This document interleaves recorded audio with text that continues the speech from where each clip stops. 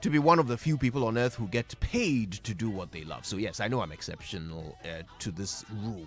Many of you, though, have equally hectic lifestyles, except that you're doing a job you were trained for, not necessarily born for, you know? It was you I was thinking about when I started to write today's message. You have to steal time to do the things you love. You have to pretend you're sick or have some kind of bereavement just to get one day with your family or take your wife to the movies or play a round of golf.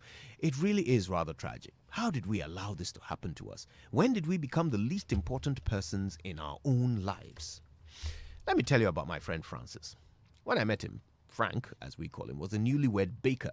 He was about to finish his degree. His dream was to own a chain of bakeries, but as soon as he graduated, a big hotel chain scooped him up and made him a manager. This was great for Frank, and he figured he could work for them until he earned enough to set up his first bakery. He was lucky to get the job, and he wanted to prove his worth, so he took on extra responsibilities and worked long hours. He cut down drastically on his baking and only took orders from a few loyal customers. His family missed him a lot, but he explained that he was doing it all for them. The hotel chain was growing fast, and there were opportunities for advancement, so Frank decided to upgrade himself. He started a master's degree. This made him even more busy. He never got home before 7, and then he would lock himself in the study. His family missed him a lot, but he explained he was doing it all for them. Soon he got his master's and got the promotion. Now Frank had even more responsibilities than ever. He was now working on weekends too. He hardly ever ate meals with his family. He almost never had time to bake, even for fun. He worked hard at the hotel, grew his branch to become the biggest and busiest in England. His family missed him a lot, but he explained that he was doing it all for them.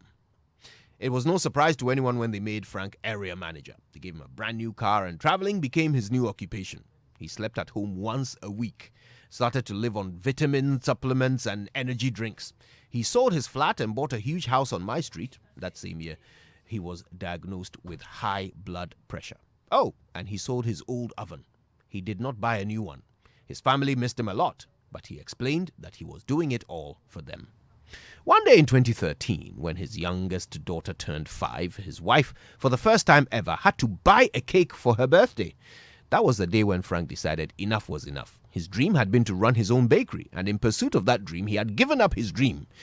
That night, he announced to his family that he was going to quit and start baking from home again.